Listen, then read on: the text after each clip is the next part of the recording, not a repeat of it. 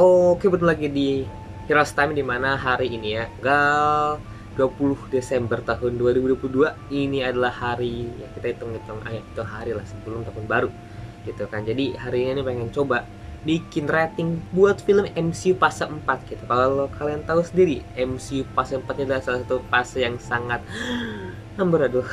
Ya, film-filmnya ada beberapa yang kambing-kambing ya, pada amburadul, pada nggak jelas, atau pada yang kalau bahasanya tuh kurang bagus ya, bahasa halus itu kurang bagus. Tapi untuk series-seriesnya beberapa ada yang oke dan beberapa ada yang miss. Yang bisa dimaafkan, ini fase 4 jadi masih pas pembukaan sepertinya.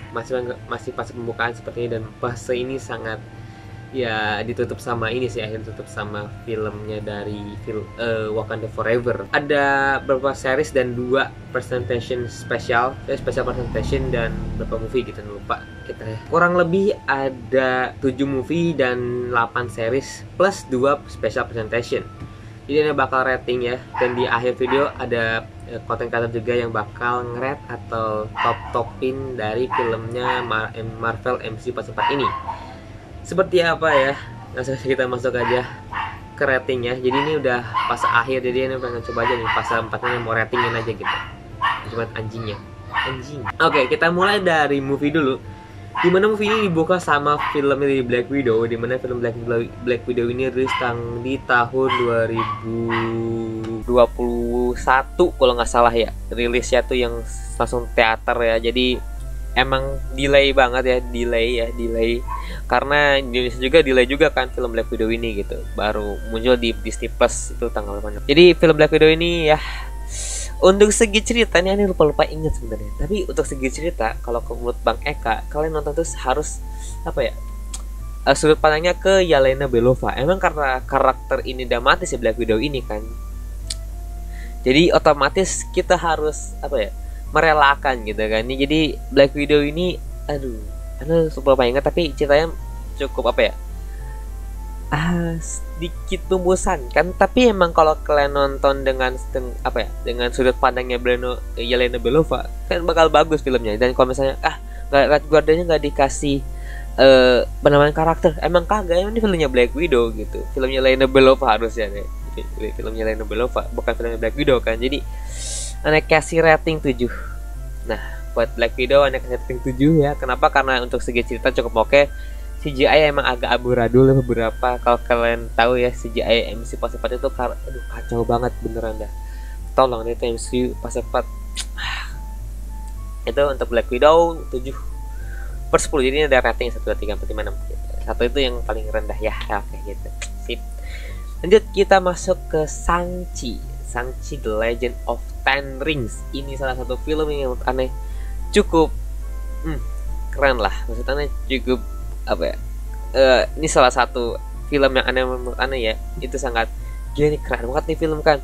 Cukup suka dengan film Shang-Chi The Legend of Ten Rings ini, dengan dia membuat ngasih siapa namanya si Shang-Chi ini gitu kan, sekam dengan si ibunya, dan develop karakter cukup oke. Ini karena emang film solo movie sendiri kan, jadi cukup enak lah. Dan dia ini emang keren, dan Anda suka scoring musiknya, itu the best banget buat Shang-Chi The Legend of Ten Rings. Anda kasih rating 8/10. Ini sudah sangat bagus ya. The Legend of Ten Rings atau Shang-Chi ini sangat the best buat Anda tonton gitu kan. Berulang-ulang aja, ini cukup suka dengan pembawaannya dari Shang-Chi ini gitu. Kita masuk lagi. Berarti sekarang kita ke Eternals. Sorry to say, Eternals ini sangat cukup suka dengan dia visualnya. Ya, visualnya cukup oke. Tapi mohon maaf ya, cerita lagi cerita. Lu kalau nonton ya, dia film nonton Eternals, ini dia maju mundur tidak pada tempatnya gitu. Maju mundurnya tidak pada tempatnya. Kenapa? Karena emang kalau kalian nonton film Eternals ini ya, Eternals ini sangat amburadul seperti ini, tapi ini cukup suka dengan visualnya. Karena Anda 50-50 ya, jadi cukup suka visualnya sih nya, tapi Anda kasih rating 5/10. Sorry to say, walaupun di review Anda dapat 7 ya, jadi ternyata emang 5 cukup kali ya, karena ceritanya agak bagus, visualnya juga cukup bagus, tapi mohon maaf ya, penambahan karakter semuanya emang ini jadi film series harusnya sih Eternals ini, biar kalian dapat karakter-karakter masing-masing gitu. Itu Eternals Tentu aja masih ada lagi nih, ada Spider-Man No Way Home, Thor Love and Thunder, Doctor Strange Multiverse of Madness, Black Panther ya. Kita masuk lagi nih ke Spider-Man No Way Home. No Way Home, Anda cukup suka dengan fan service-nya. Gimana? Karena fan service-nya Anda cukup suka nih buat No Way Home ini. Dan dia sangat apa ya? Fan service-nya Anda cukup suka dengan Tobey Maguire dan Andrew Garfield yang muncul di film itu. Anda cukup suka. Ceritanya emang cukup oke ya. CGI emang amburadul, Anda cukup lihat CGI-nya jelek ya. Tapi untuk fan service dan macam-macam cukup keren. Jadi Anda kasih ratingnya ini karena kalau misalnya nggak ada dua karakter itu yang muncul ya, dan satu karakter si Matt Murdock muncul di film itu, Anda nggak bakal kasih rating segini coy. 8. Di film itu paling bagus gila. Itu udah bagus buat Spider-Man No Way Home gitu. Kita masuk lagi ke pembuka di tahun 2022. Itu adalah film Doctor Strange in Multiverse of Madness.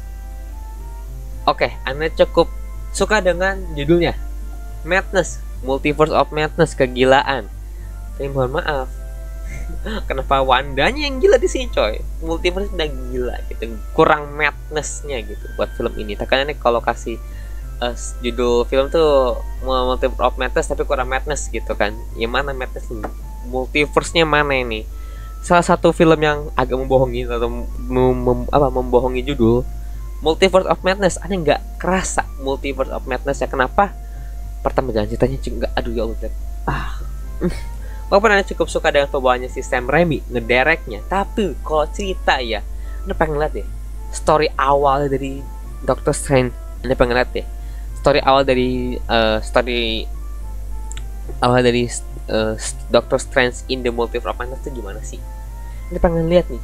Padahal kalau kita pakai skrip awalnya dari penulis pertamanya, dia nih pengen ngebawa villainnya tuh adalah si Nightmare. Terus aja di film ini udah nge-build up Nightmare-nya nih, tapi malah Wanda yang Nightmare-nya sebagai villain utamanya. Udah gitu motifnya gitu-gitu doang. Kalau kan fan service-nya ada di Illuminati. Ya Illuminati di sini. Ke Illuminati anjing. Aku ketika nonton ya, Reed Richards, terus ada Professor X atau Charles Xavier, ada Black Bolt, ada Captain Marvel, ada Captain Carter. Disitunya kami dibohongin sama publik. Tapi yang nonton 3 kali, gila buat apa Halim nonton 3 kali? Gila, ini salah satu film paling banyak yang ditonton tuh, Multiverse of Madness. Tapi karena suka visualnya, direkturnya dari Sam Raimi, ya cukup suka. Oke, Anda kasih rating 6 deh. 6 itu udah paling bagus, gila 6 tuh. Ini udah biarin lah. Terus lagi film yang menurut kalian terbaik juga dari antara terbaik ini paling terbaik. Gila. Itu apa? Filmnya adalah Thor Love and Thunder. Anda nonton di hari pertama. Sama sih Multiverse of Madness ini Anda nonton di hari pertama. Spider-Man juga hari pertama. Pokoknya beberapa film Marvel nonton di hari pertama. Tapi mohon maaf ya, ketika Anda lihat Christian Bale bakal menjadi Gorr the God Butcher. Gila. Dan pas nonton filmnya yang ngederek si Taika Waititi, dan yang nulis juga, yang ikut nulis adalah si Taika Waititi juga. Otomatis kalau kalian nonton Thor Ragnarok, dia sangat bagus ngedirectnya buat film Thor ini. Jokesnya pas, alurnya enak, fase actionnya juga keren. Di sini sorry to say, buat si Thor Love and Thunder ini aneh gak suka sama dia dengan membawakan ceritanya. Ya ceritanya cukup oke, God Butcher-nya, tapi acting Christian Bale kebanting gila. Christian Bale yang bagus di film ini. Dan ini film ini jokesnya sangat berantakan, apalagi dia walaupun dia masuk nominasi Oscar dengan visual effect terbaik, kayak nggak bakal menang, dan kayak nggak bakal menang, yang sampai menang bangke tuh film. Nominasi tuh, anjing lu, bangke. Masuk nominasi CGI terbaik. Ini mohon maaf nih, CGI dari Marvel MCU pas ini agak kurang. Ya, pas sempatnya agak kurang. Tapi CGI di Love and Thunder, aduh ampunan itu. si Excel namanya. Excel itu kalau nggak salah, Excel tuh CGI-nya jelek banget. Aneh kasih rating buat Thor Love and Thunder adalah, apa yang aneh suka di film ini, Kristen Bell yang hadir sangat keren di film ini. Terus ada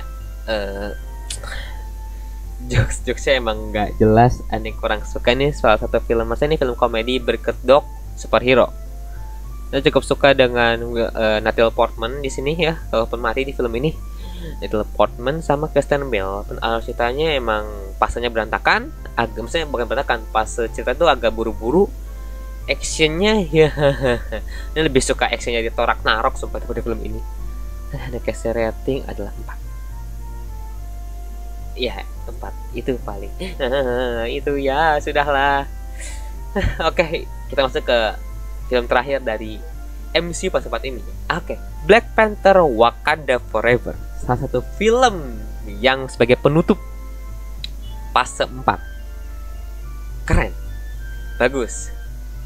Dan beberapa film di sini emang keren-keren. Ya kan? Bagus kan? Keren kan? Di Black Panther ini cukup suka banget dia ngebawanya. Aduh, actingnya dari si Ratu Bunya si Shuri keren banget.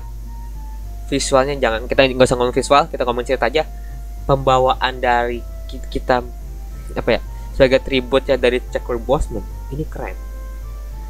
Talokan di sini kita diperhatikan sama karakter baru tuh Namor, terus Ironheart juga masih kebagi porsinya, enak porsinya, masih keren. Walaupun visual jelek, tapi aneh kasih rating ya 9. Tetap Wakanda Forever mantap, ceritanya bagus, sebagai tributnya Chadwick Boseman keren lah. Itu untuk filmnya. Mungkin kalau misalnya kita kasih top 3, itu ada di Wakanda Forever pertama, terus ada Spider-Man No Way Home di kedua, dan yang ketiga adalah Shang-Chi The Legend of Ten Rings.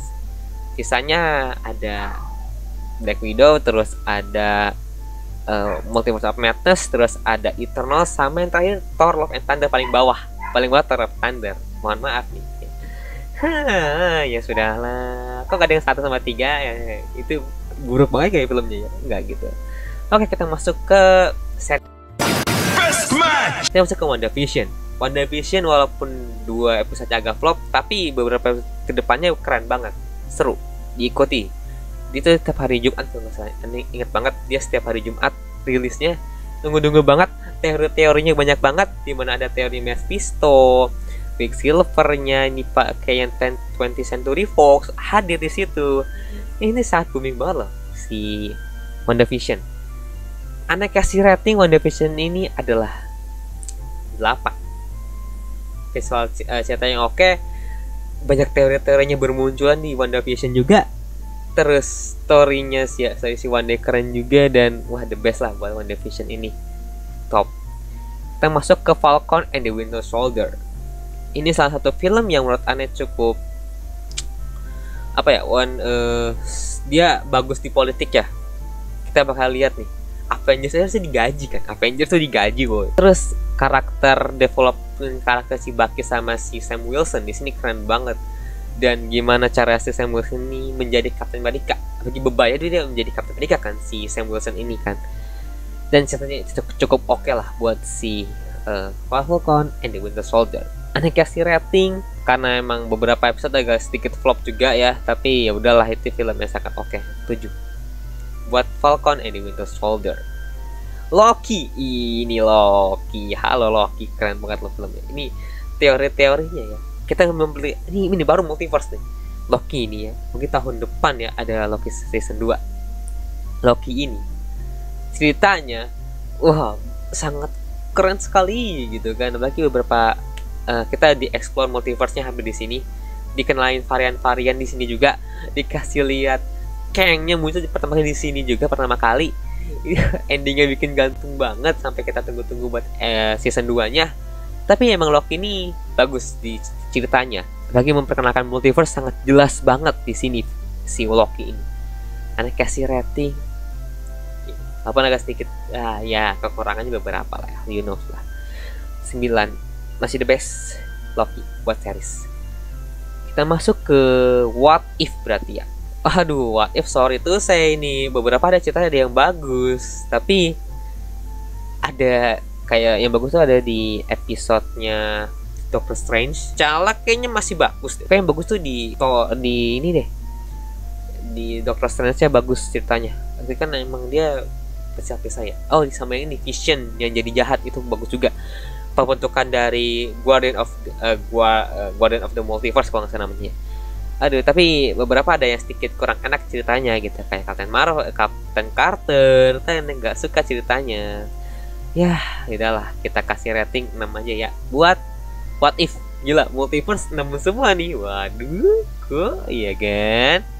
Lanjut lagi kita ke Hawkeye. Hawkeye di sini Anda cukup suka dengan dia membuat visualnya dan Christmasnya atau holiday-nya berasa banget.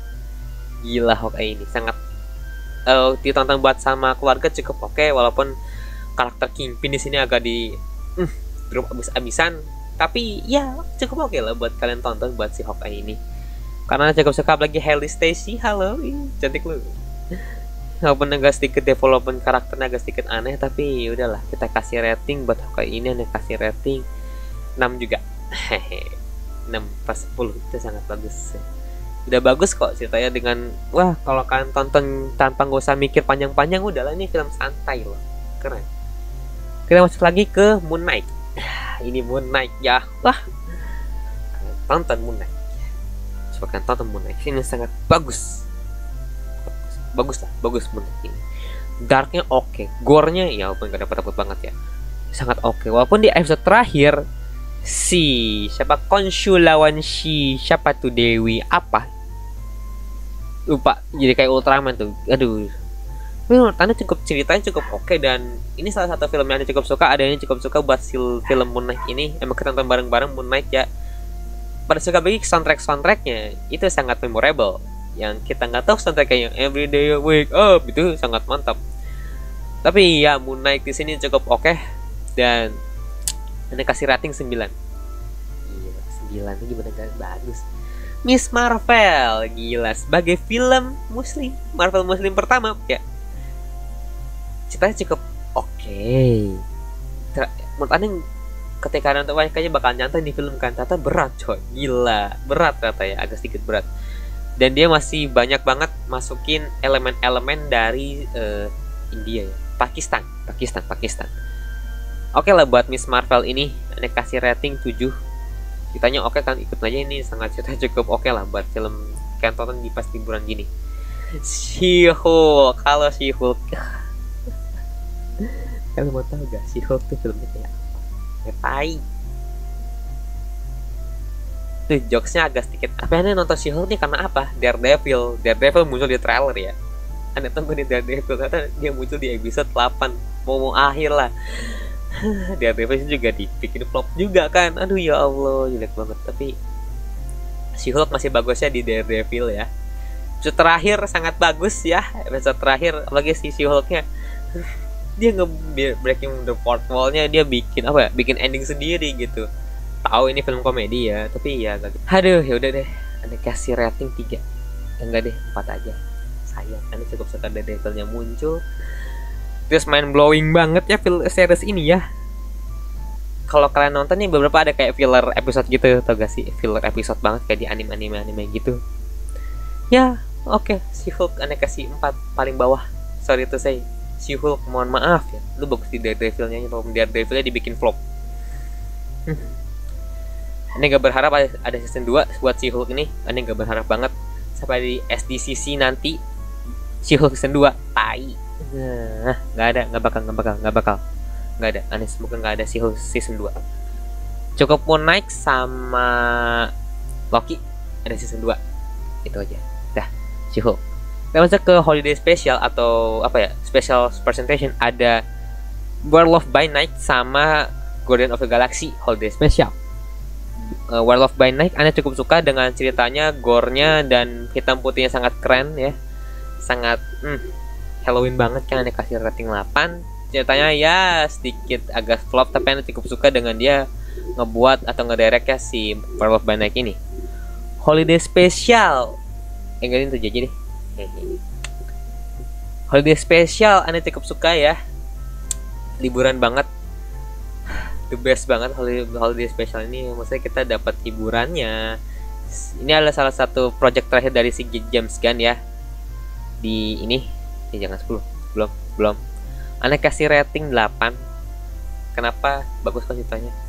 Cukup suka kan ceritanya kok buat si holiday special nih. Dan ya, sini sebagai jembatan buat Guardian of Galaxy Season 3 Volume 3. Itu berarti kalau buat series, kalau kita kasih top 3 ada Moon Knight di posisi pertama, posisi kedua ada Loki, di posisi ketiga ada WandaVision. Yang paling bawah adalah She-Hulk. Kalau holiday special di posisi pertama ada Guardian of Galaxy Holiday Special dan kedua ada Werewolf by Night. Gue udah dapat sih Werewolf by Night. Oke, itu untuk tier ya, ratingnya ya buat Project MCU Fase 4 ini. Fase yang sangat berantakan, fase yang sangat memorable juga beberapa. Semoga fase berikutnya jangan sampai terulang lagi ya. Lagi ntar pembukanya adalah si Ant-Man and the Wasp Quantumania buat movie-nya. Dan seriesnya apa ya? Secret Invasion, gue nggak salah nama seriesnya tuh. Oke, itu kalian bisa dengar nih ya, buat konten kreator udah nih hubungi juga nih para konten kreator yang sedang ngerating fase 4 ini, project fase 4. Lihat. Halo, gue Deros. Jadi karena fase 4 ini sudah selesai dan akan siap-siap menyambut fase 5 di tahun depan, gue mau bikin top 3 project MCU yang terbaik versi gue dan top 3 project MCU yang terburuk versi gue. Oke, top 3 project MCU terbaik versi gue itu yang pertama series WandaVision, karena series WandaVision ini adalah pembuka setelah Marvel itu kan vakum ya selama setahun, nggak ada project sama sekali. Jadi WandaVision ini seperti angin segar ketika kita sedang mengalami pandemi gitu. Jadi WandaVision ini series pembuka di fase 4, terus dari teori-teori Mephisto, terus jati dirinya Wanda sebagai Scarlet Witch muncul, itu gue suka. Oke, lanjut. Yang kedua, film Black Panther Wakanda Forever, karena sebagai penutup fase 4 yang lumayan menyelamatkan fase 4 ya di tahun 2022, karena 2022 itu awal-awal kan film-filmnya kurang berkualitas ya. Jadi Black Panther Wakanda Forever ini seperti penutup manis di akhir tahun film terbaik fase 4. Terus yang top 3 ketiga gue ada Spider-Man No Way Home, karena ya meskipun di luar soal gimmick-gimmick bocor foto-fotonya lah, terus fanservice-nya lah, gue suka karena mengobati rasa nostalgia. Gue yakin pasti kalian terbayarkan rasa nostalgianya karena kemunculan dari Tobey Maguire dan Andrew Garfield. So, lanjut ke top 3 project MCU yang terburuk. Jadi kalau di pertama kayaknya gue bakal nempatin She-Hulk deh, She-Hulk Attorney Outlaw. Jujur sebenarnya gue suka sama karakter Jennifer Walters ini ya. Terus karakter Wong pas dia ketemu sama Medicine. Terus ada Matt Murdock juga kan sebagai Daredevil. Cuman gue sama plotnya tuh kayak apa ya, kurang serok lah. Jadi sorry ya She-Hulk. Lalu yang kedua project MCU terburuk versi gue ada Thor Love and Thunder. Jadi gimana ya, karakternya udah oke, soundtracknya udah oke, visualnya oke, villainnya udah oke sih, Gore the God Butcher, tapi ternyata plotnya nggak oke sama sekali. Plus juga jokesnya itu sangat over jokes, jadi nggak ada deh. Gue malah kasihan sama Christian Bale-nya yang sebagai villain di situ, agak sia-sia jadinya. Jadi yang ketiga di top 3 project MCU yang terburuk versi gue ada siapa ya? Ada Eternals. Sebenarnya bagi gue Eternals itu tidak jelek, tapi gue nonton film Eternals itu kayak berasa jalan-jalan aja gitu. Jadi mau konfliknya kayak apa, padahal karakternya juga udah keren-keren, tapi gue nggak merasakan greget gitu pas nonton Eternals. Jadi gue kayak jalan-jalan aja, kayak nonton Nat Geo gitu kan, terus ngeliat pemandangan, terus kita diajak jalan-jalan dari masa lalu mereka hingga ke masa sekarang. nggak, ya udah biasa aja gitu. Memang indah tapi visualnya memanjakan mata, cuman kurang greget. Oke, jadi segitu dulu project MCU yang dari terbaik versi gue bahkan sampai yang terburuk. So see you in Fast 5. Hai teman-teman dari Tensa Heroes, kenalin nama gue Putra, dan kali ini kita mau bahas tentang MCU Phase 4 ya, dimana fase 4 ini kita sudah melewati banyak banget film, banyak banget series yang keren-keren sebenarnya ya, tapi mungkin back to selera. Jadi Putra kali ini mau kasih rank menurut gue pribadi ya, di fase 4 ini mana yang terbaik menurut gue dan mana yang rada kurang menurut gue di fase keempat ini. Oke, so langsung aja. Ini gue udah bagi jadi dua tempat, yaitu ada film, ada series. Jadi kita rank dulu dari segi filmnya dulu. Oke. Kalau di film fase 4 kita udah ketemu sama Black Widow, ada Shang-Chi, Legend of the Ten Rings, ada Eternals, ada juga Spider-Man No Way Home, dan juga ada Doctor Strange Multiverse of Madness, dan ditutup oleh Black Panther Wakanda Forever. Oke, kita runut dulu ya. Kalau versi gue, yang pertama banget adalah Spider-Man No Way Home. Bukan tanpa alasan, karena ini menurut gue, ini jadi satu film fanservice terbaik yang digarap sama Marvel Studios. Mungkin ada beberapa film yang juga bisa jadi tempat buat fanservice sih sebenarnya gitu. Tapi menurut gue, di fase 4, khusus kita ngomongin fase 4 ya, Spider-Man No Way Home jadi film dengan fanservice terbaik menurutku. Kedua, Black Panther Wakanda Forever. Ini tribute yang menurut gue amat sangat emosional, dan tribute yang amat sangat manis untuk mendiang Chadwick Boseman, si Black Panther kita. Dan film ini juga punya konflik yang sangat serius, yang ditulis dengan amat sangat emosional. Makanya banyak beberapa dari teman-teman yang keluar dari bioskop setelah nonton Black Panther Wakanda Forever kebanyakan baper ketimbang nikmatin actionnya. So wajar ini jadi nomor 2 urutan film MCU di fase 4 yang bagus menurut gue. Terus yang ketiga gue menempatkan The Eternals. Eternals kenapa gue taruh di peringkat ketiga, karena nggak lain nggak bukan, salah satunya adalah visualnya yang cantik banget. Chloe Zhao tahu banget cara Chloe Zhao tuh tahu banget cara membawa si animasinya tuh atau si CGI-nya itu jadi lebih bagus dan lebih keren menurutku ya. Terus juga Eternals jadi mungkin salah satu karakter hero yang akhirnya diperkenalkan di jagat film ya kan, walaupun di komik sebenarnya udah jauh banget, udah lama banget, tapi untuk versi film akhirnya diperkenalkan dan gue menikmati Eternals gitu. Yang keempat ada Shang-Chi Legend of the Ten Rings. Legend of the Ten Rings ini jadi jadi satu film kunci yang akhirnya membuka ada rahasia baru yang dimiliki sama MCU dan akhirnya dibawa ke dalam saganya gitu. Dari segi komposisi cerita bagus, dari segi visual effect juga bagus, terus juga dari segi konflik yang diangkat juga keren ya kan. Scoring music, soundtrack juga bagus-bagus banget, dan ya Shang-Chi ada di urutan keempat sih sebenarnya gitu ya, setelah Eternals. Yang kelima gue menempatkan Black Widow. Walaupun sebagai pembuka untuk MCU fase keempat, tapi rasanya gue masih menikmati Shang-Chi Legend of the Ten Rings ketimbang Black Widow, walaupun karakternya adalah origins asli dari si Avengers-nya gitu. Tapi bukan berarti filmnya jelek ya. Black Widow juga mungkin lebih baik dari film yang terakhir ini nih. Ini versi gue ya, sekali lagi ini versi gue, jadi teman-teman boleh setuju boleh enggak gitu.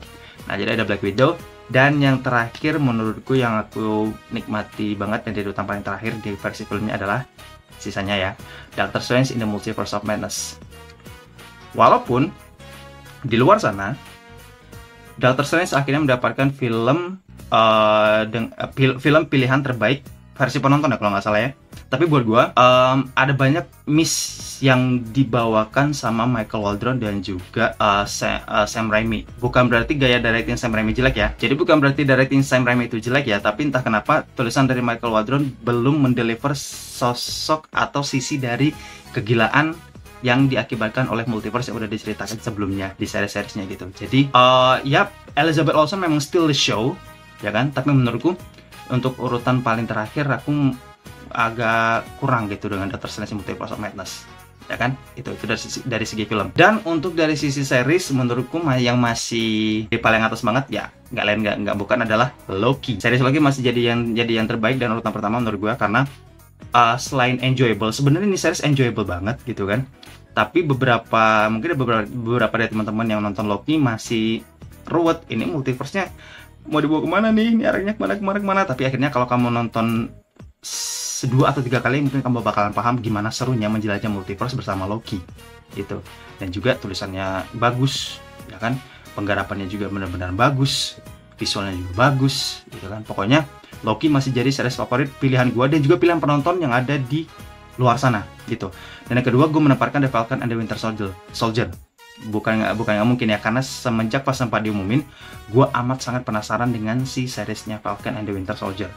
Karena sebagai penerus dari Captain America, gue jujur menikmati konflik hero dengan para pemerintah, mungkin konflik hero dengan ya sekitarnya kayak geng dan segala macam. Itu menurut gue masih seru gitu. Makanya ketika gue lihat teaser pertama dan juga presentasi pertama dari Falcon and the Winter Soldier, gue langsung tertarik. Not just because Steve Rogers, tapi penerus Steve Rogers ini bakalan diarahkan kemana gitu. Dan selain itu juga konflik yang dibawain juga nggak konflik yang kacangan. Makanya gue amat sangat menikmati Falcon and the Winter Soldier setelah series Loki. Yang ketiga, gue memilih Moon Knight. Moon Knight masih bisa dijajarkan sebagai top 3 dari series yang terfavorit lah gitu ya kan, gak cuma menurut gue gitu. Karena Moon Knight akhirnya diperkenalkan di MCU gitu kan, dengan pembawaan cerita yang dibilang simple enggak, dibilang ruwet juga enggak gitu ya kan. Gampang buat dimengerti lah, ibarat makanan tuh gampang banget buat dikunyah gitu. Kamu bakal cepet paham nonton series ini gitu ya kan. Dan yang keempat ada WandaVision. Walaupun WandaVision ini adalah jadi series pembuka untuk MCU fase keempat gitu, tapi mungkin WandaVision ini bakalan membuat boring di 3 episode awal, tapi bikin kamu nggak mau stop setelah di 3 episode terakhir gitu, 3 atau 4 episode terakhir ya. Dan habis itu juga ada seriesnya Hawkeye. Hawkeye ini menarik ya, karena Kate Bishop akhirnya diperkenalkan juga ya kan. Terus ada sidekick dari Hawkeye dan juga mungkin ada penerusnya dari si pemanah handal ini ya kan. Dan Hawkeye juga sebagai seri menurutku jadi series yang amat sangat ringan, bahkan ya amat sangat ringan gitu kan. Dan konfliknya juga relatable dan gak bikin kamu pusing, kamu bakal enjoy banget dengan alurnya gitu kan. Tapi mungkin beberapa orang kayak gue gitu kan, rada boring di 2 episode awal, mungkin karena masih perkenalan ya. Tapi buat gue series Hawkeye masih enak banget buat nikmatin dan masih ringan banget buat kamu kunyah istilahnya gitu ya. Terus juga ada Miss Marvel guys di bulan 6 kemarin, dan ini jadi series kayaknya memang jadi series yang dipasarkan khusus buat remaja-remaja ya. Selain juga dia punya konflik yang relatable dengan para remaja dan juga lingkungan sekolah gitu ya kan. Series Miss Marvel juga dikemas segitu nyenenginnya gitu kan, segitu enjoynya daripada si series yang terakhir ini. Oke, yang series terakhir gue menempatkan She-Hulk. Sudah jelas. Karena cuma She-Hulk yang dipresentasiin di MCU fase ke-4 gitu. Mungkin beberapa orang akan menganggap She-Hulk ini bakal jadi series yang kok gini banget gitu banget. Ya, memang. Tapi buat gua, She-Hulk sedari awal memang udah dikenalin sebagai series yang benar-benar fun, series yang benar-benar nggak berat, yang akhirnya semoga bisa bikin kamu ketawa lah ya dengan tingkah lakunya Bruce Banner dan juga Jennifer Walters ini gitu loh. Tapi kenapa gua tempatkan terakhir ya bukan tanpa alasan, karena selain seriesnya memang benar-benar sebenarnya nggak ada juntrungannya ke saga-saga yang lain gitu, ke film-film yang lain atau series yang lain. Paling nanti ntar She-Hulk cuma diperkenalkan ada karakter Hulk versi perempuan, kehidupannya sebagai lawyer gitu kan, dan berkaitan dengan The Odyssey, dan juga masih berkaitan sama si Abomination dan lain-lain gitu ya kan. Tapi series ini juga sebenarnya fun banget, amat sangat lucu menurut gue gitu, karena dari awal memang dikemasnya nggak terlalu serius. Makanya gue taruh di paling terakhir sebagai series yang menyenangkan. Jadi urutannya pertama series yang punya cerita yang seru, serius dan juga nguras otak.